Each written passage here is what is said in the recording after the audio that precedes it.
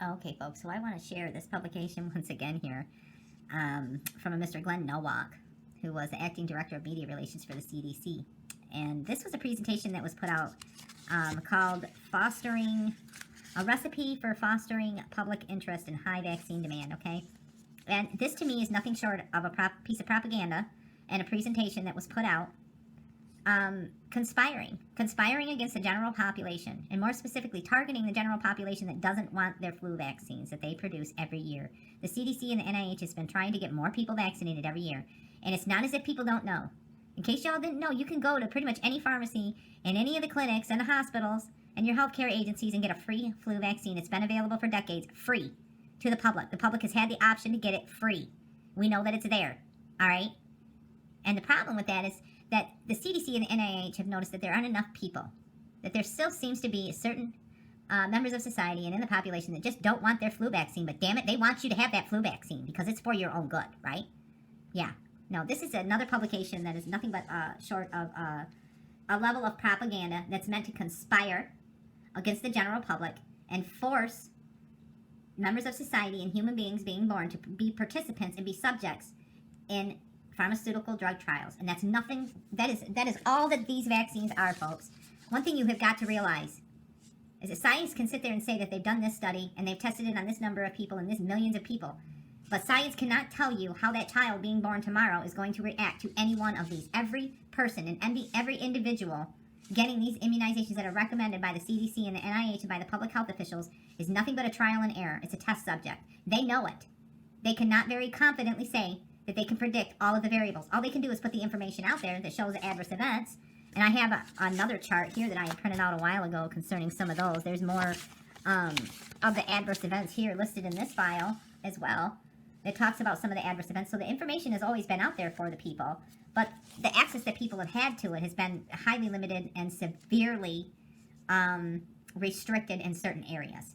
So the CDC has not done humanity any service, and as far as I'm concerned, they perpetrated crimes against humanity. It's absolutely diabolical. And then you got these individuals here like Glenn Nowak, who's an acting director for media relations for the CDC, coming up with these presentations here talking about fostering public influence, fostering public interest in the influence of vaccines. Nothing but a sales pitch for Big Pharma and these biolabs and these pharmaceutical companies here that are manufacturing all of these recommended vaccines that are filthy freaking rich, okay? Profiting off of this, knowing full well that there's going to be a percentage of the population that is going to react adversely. They cannot predict it. And anybody that says that they can is really living in a fantasy world, because that's not science. That's a fantasy world. The science of the matter states very clearly that every human being born is absolutely different and unique, and they will have their own responses to these pharmaceutical drugs. Therefore, every human being born and being subjected to this recommended child and immunization schedule is nothing but a test subject. And anybody telling you any differently is playing a very dangerous game with everyone's life. And I find it very offensive, and I'm insulted that the CDC and the NIH and the public health officials made the decision a very long time ago that a vaccine-induced herd immunity was best for all, when clearly multiple studies over decades have proven that a natural herd immunity and a natural-built immune system is far superior, longer-lasting, and far more damaging to any viruses that choose to try to coexist here in our society, okay? And science knows it. And this here publication was put out right around the same time that Dr. Fauci was talking about how Mr. Trump was going to be facing a pandemic. He knew, all right? And some of this here... Anyway, I'll probably edit some of that out, most likely. But anyway, getting into this publication here, this propaganda here, they talk about good, i.e. effective communication is a necessary but usually only partially sufficient condition for achieving desired behaviors. Facts, figures, and statistics in and of themselves don't equate to good communication, nor does more information equal good communication. So in other words, you can put all the facts and figures and statistics out there that you want, but if it doesn't persuade the public opinion and get more people to get vaccinated, it's just not effective then, huh? Yeah. Here's a question. It strikes 2 million Americans each year, and complications from this kill up to 200,000 people a year. Bullshit. I call bullshit on that statistics. More people than breast cancer, car crashes, and AIDS combined? This dude's a flat-out liar in this publication. What is it that causes this harm, and does having this information change your behavior? What is it? Gee, I wonder what it could be. And he has this printout here of an intelligence report. This is nothing but a fear propaganda talking about DVT. that it's a blood clot in the leg that can travel to the lungs, causing a pulmonary embolism and often death, and many of us are at risk. And just sitting for a long time on a plane can produce DVT. But older people, pregnant women, smokers, the obese, and others with a condition that limits mobility are at increased risk. So again, this is a fear, instilling fear. Okay? That's really what this publication here from this Mr. Nowak is. It's talking about instilling fear and forcing the public to participate in these vaccine trials. Okay? And that's everyone, again, because I'm repetitive, I gotta say it again. That's all every vaccination is with every newborn is nothing but a brand new test subject and a brand new vaccine trial. Try to tell me otherwise. Recipe for fostering public interest in high vaccine demand. Influenza's arrival coincides with immunization season, when people can take action, or when the pharmaceutical agencies and the biolabs can count on an increased profit, right?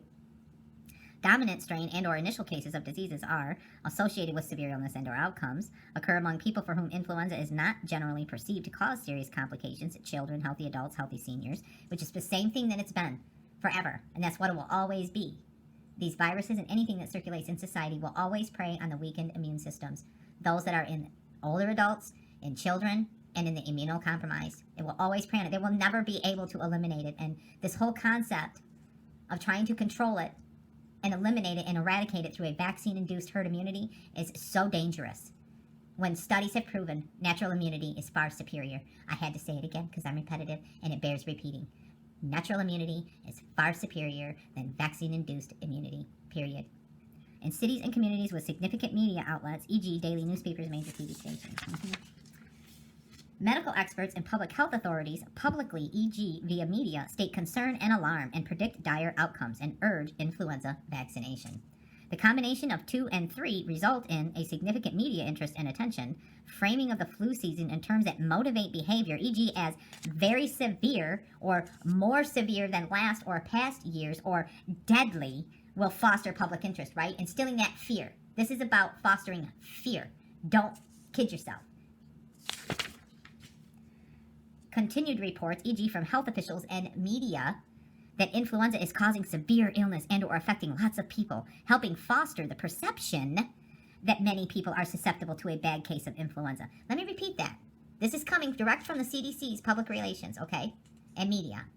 Helping to foster the perception that many people are susceptible to a bad case of influenza. Even if they aren't, right? They just have to make people believe and give them the perception, just like going to Mars, like Elon Musk said. All he needs to do is make it seem like it's possible. Right? All they need to do is just create the perception that it is really, truly bad and deadly, right? Which is exactly what they did, wasn't it?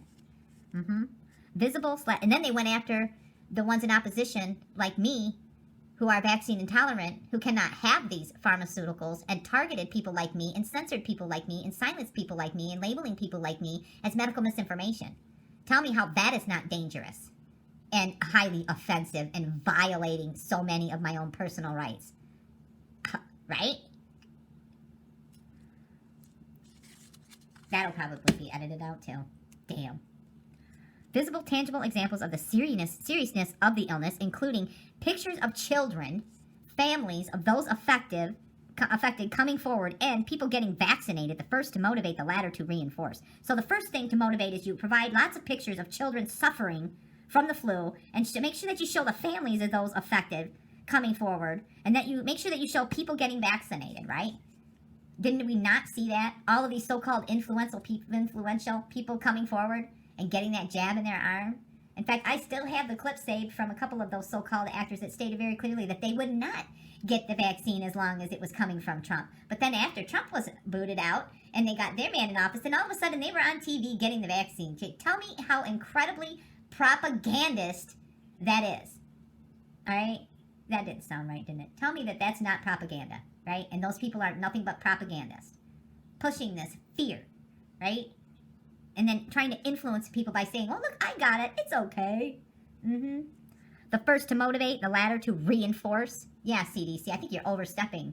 References to and discussions of pandemic influenza, along with continued reference to the importance of vaccination. And mind you, again, this was published prior to 2020 and prior to the whole COVID thing. This was a publication and a presentation put forth by the CDC and by their media rep, all right? This is nothing but a sales pitch for Big Pharma as far as I'm concerned. And conspiracy. This is the CDC and the NIH conspiring against the general public to force the general public to participate in a massive vaccine trial. This got to be illegal on some level. Seriously. A large component of consumer demand for flu vaccination is contingent upon things we can't control, e.g. timing, severity, extent, duration of the disease, and resulting illness. Oh, you mean by now, after decades of studying and tracking this thing, you can't predict where it's going to go? Well, what fucking good are you? Seriously. Think maybe they failed on their mission, folks? Fostering demand, particularly among people who don't routinely receive an annual influenza vaccine, requires creating concern, anxiety, and worry. That's right. Foster fear. Are you seeing a theme here in this little presentation from Mr. Nowak, Mr. Media Representative for the CDC? Media Relations Director for the CDC?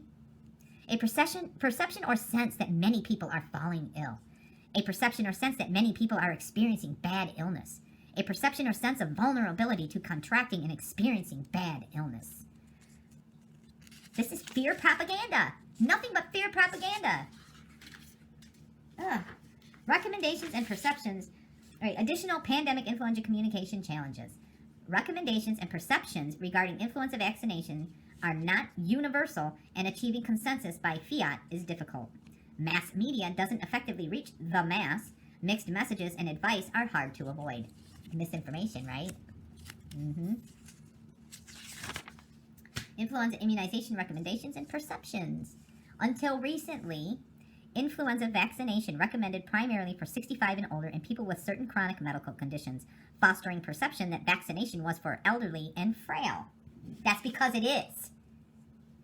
That's what it was intended for, was to help those. You don't need to go messing around with people who have natural built immune systems that are capable of warding off and fighting off these viruses. You just don't have no right to make that decision for anybody. Seriously. Oh gosh, I'll probably edit that out too. Damn. Now recommended for 50 to 64-year-olds and 6 to 23-month-olds.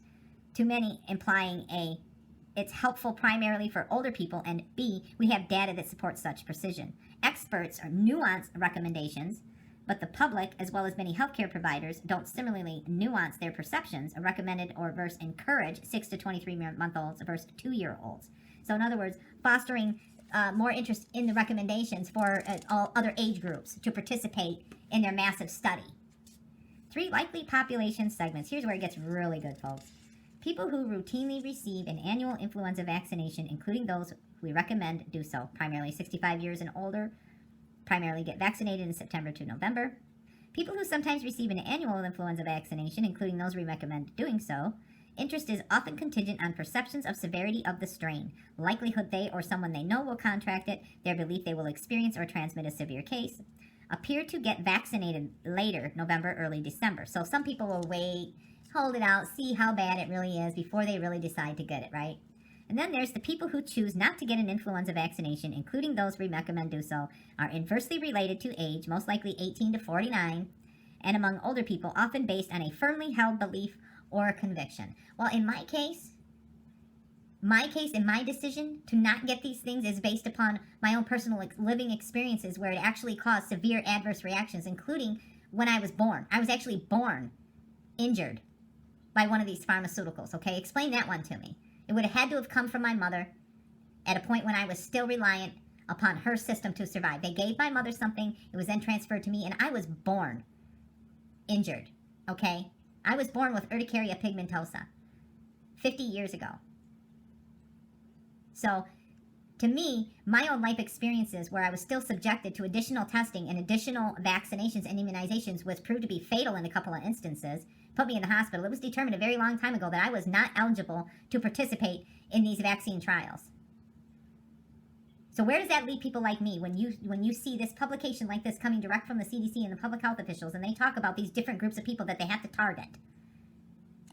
They don't even mention the people that are completely intolerant and the people that have a proven medical history that are vaccine intolerant. It's just those that have a very firmly held belief and conviction that they don't want to put this foreign matter into their bodies, and they don't want it for their children. People have chosen already, and the CDC is overstepping still.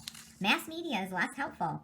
Most people have 10 or so options when it comes to television viewing. Many have 50 to 100 or more. Hundreds of websites offer medical and health information. Daily newspaper readership has been declining, particularly among 18 to 49-year-olds. Cultural and ethnic diversity is greater than ever. Health literacy is a growing problem. Belief that today you need to expose people to your message 10 to 12 times to achieve attention. If you say it enough times, it becomes facts and truth, right? The challenge of avoiding mixed messages and advice. Often arise when expert actions and behaviors don't seem to match or be consistent with policies and recommendations, e.g., healthcare providers not getting annual influenza vaccinations, right? Yeah, because you don't want to know that your doctor would never put something like that into their body. They don't have a problem injecting you or your child with it, though, right? Often fostered by a desire to improve our ability to provide services should large numbers of people act upon our advice. Often recognized primarily in hindsight and in context outside our own area of expertise.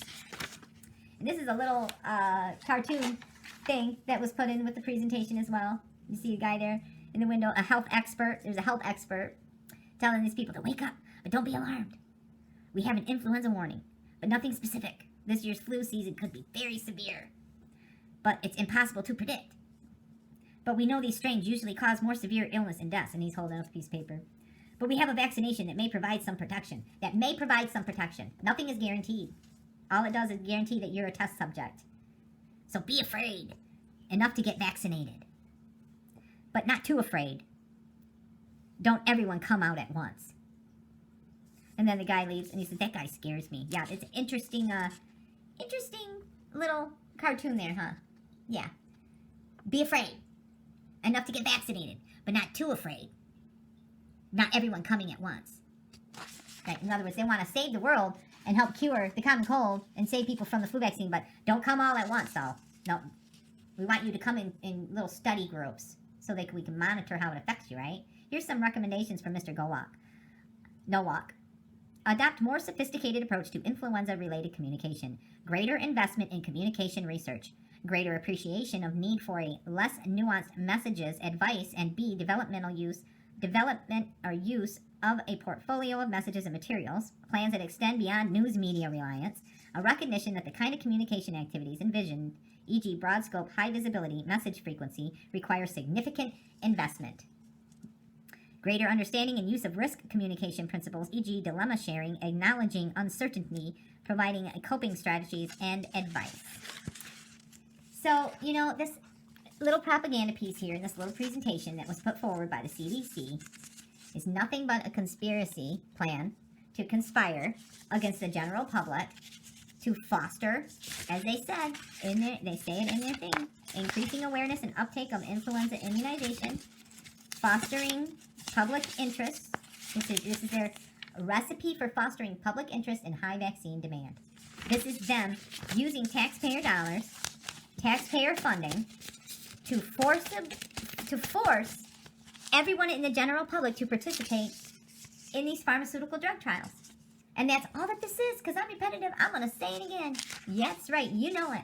Every one of these vaccines listed on this recommended child and adolescent immunization schedule is nothing but a trial and error with every new human being that is subjected to it. And anyone in science that tells you anything different is a danger to humanity. And if you're following that advice, you're very naive to facts. And again, I'm going to state it again too, because I'm repetitive. Once again too, natural immunity will always be superior to a vaccine-induced immunity. Period. Science has already proven it. Deal with it. Thanks for watching. Please stay safe and mindful. There's definitely more to come if I can help it.